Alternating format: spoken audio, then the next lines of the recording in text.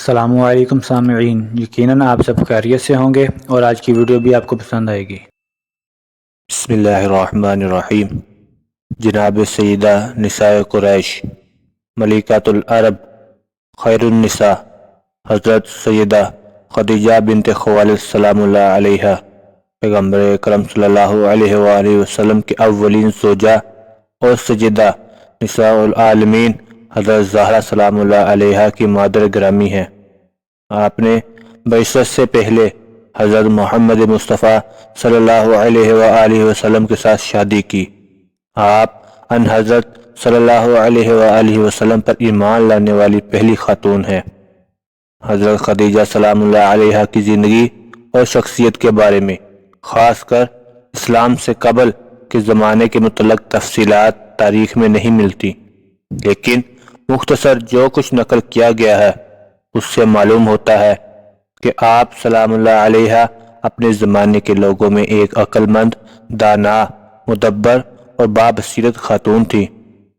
حضرت خدیجہ سلام اللہ علیہا کے اخلاقی فضائل میں سخاوت، جانثاری، عفت و پاک دامنی، دور اندیشی، صبر و شکیبائی اور استقامت ایسے اوصاف ہیں جن کا تمام مورخین نے اعتراف کیا ہے۔ حضرت خدیجہ سلام اللہ علیہا اپنے زمانے کے لوگوں میں ایک پاک دامن، خیر خواہ اور بلند مرتبہ خاتون کی حیثیت سے مشہور تھیں۔ انہیں طاہرہ کے لقب سے بھی نوازا گیا تھا۔ اس سلسلہ میں نقل ہوا ہے۔ ترجمہ: لوگوں نے ایام جاہلیت میں حضرت خدیجہ سلام اللہ علیہا کی عفت و پاک دامنی میں بلند مرتبہ ہونے کی وجہ سے انہیں طاہرہ کے لقب سے نوازا تھا۔ اس کے علاوہ سیدہ قریش کا لقب بھی آپ کو دیا گیا، جس سے معلوم ہوتا ہے کہ حضرت خدیجہ سلام اللہ علیہا اپنے زمانے کے لوگوں میں کس قدر بلند اور باعظمت مقام پر فائز تھیں۔ حضرت خدیجہ سلام اللہ علیہا باعظمت، مالدار اور اپنے زمانے کی مؤثر خواتین میں سے تھیں۔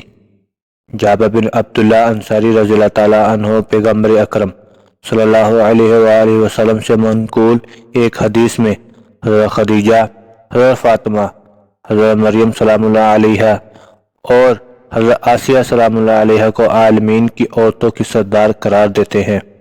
اس طرح پیغمبر اکرم صلی اللہ علیہ وآلہ وسلم حضرت خدیجہ سلام اللہ علیہا کو دنیا کی باکمال اور بہترین خاتون قرار دیتے ہیں۔ حضرت خدیجہ سلام اللہ علیہا کو طاہرہ، زکیہ، مرضیہ، صدیقہ، سیدہ نساء قریش، خیر النساء اور باعظمت خاتون کے القاب اور ام المؤمنین کی کنیت سے یاد کرتے ہیں۔ متعدد روایات میں پیغمبر اکرم صلی اللہ علیہ وآلہ وسلم کے نزدیک حضرت خدیجہ سلام اللہ علیہا کے خاص مقام و منزلت کی طرف اشارہ ہوا ہے۔ حضرت خدیجہ سلام اللہ علیہا پیغمبر اکرم صلی اللہ علیہ وآلہ وسلم کے لیے بہترین اور صادق ترین وزیر اور مشاور کی حیثیت رکھتی تھی۔ نیز آپ حضور صلی اللہ علیہ وآلہ وسلم کے لیے سکون دل کا باعث بھی تھی۔ پیغمبر اکرم صلی اللہ علیہ وآلہ وسلم آپ کے وصال کے سالوں بعد بھی آپ کو یاد فرماتے ہوئے آپ کو بے نظیر اور بے مثال خاتون قرار دیتے تھے۔ حضرت خدیجہ سلام اللہ علیہا خدا پر ایمان کے بعد دل و جان سے رسول خدا صلی اللہ علیہ وآلہ وسلم پر ایمان و اعتقاد رکھتی تھی۔ آپ رسول خدا صلی اللہ علیہ وآلہ وسلم کے دستورات، نصیحتوں اور فرمودات کی منوعاً اطاعت کرتی اور انہیں عملی جامہ پہناتی تھی۔ حضرت خدیجہ رضی اللہ تعالیٰ عنہ کی اطاعت اور وفاداری کے سبب پیغمبر اکرم صلی اللہ علیہ وآلہ وسلم آپ کا دل سے احترام کرتے اور آپ کے وفات کے بعد بھی آپ کو بہت یاد کرتے تھے۔ حضرت خدیجہ سلام اللہ علیہا کی عظمت اس سے زیادہ کیا ہو سکتی ہے کہ دنیا کی سب سے بافضیلت اور برتر خاتون نے آپ کے دامن میں ولادت پائی۔ پروردگار نے ائمہ اہل بیت علیہم السلام اور زمین پر اپنی حجت کو آپ کی نسل سے قرار دیا۔ امیر المؤمنین حضرت علی علیہ السلام کی پرورش بھی آپ کے گھر میں ہی ہوئی۔ حضرت خدیجہ مولا علی علیہ السلام سے بہت محبت کرتی اور ان کا بہت خیال رکھتی تھی۔ حضرت علی علیہ السلام بھی آپ کو اپنی ماں کہہ کر پکارتے اور آپ کا بہت احترام کرتے تھے۔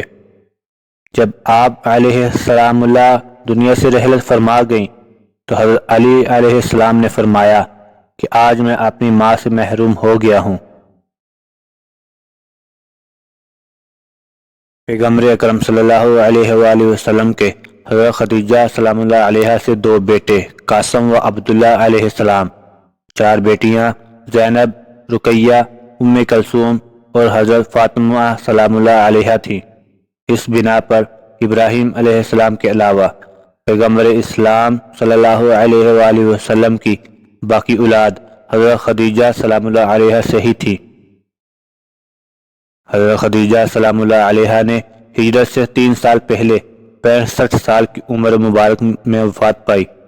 اسلامی احادیث کے مطابق رسول اللہ صلی اللہ علیہ وآلہ وسلم نے آپ کو اپنی ردا اور پھر جنتی ردا میں کفن دیا اور مکہ کے بالائی حصے میں واقع پہاڑی کے دامن میں مقبرہ معلّہ یعنی جنت معلّہ میں سپرد خاک کیا۔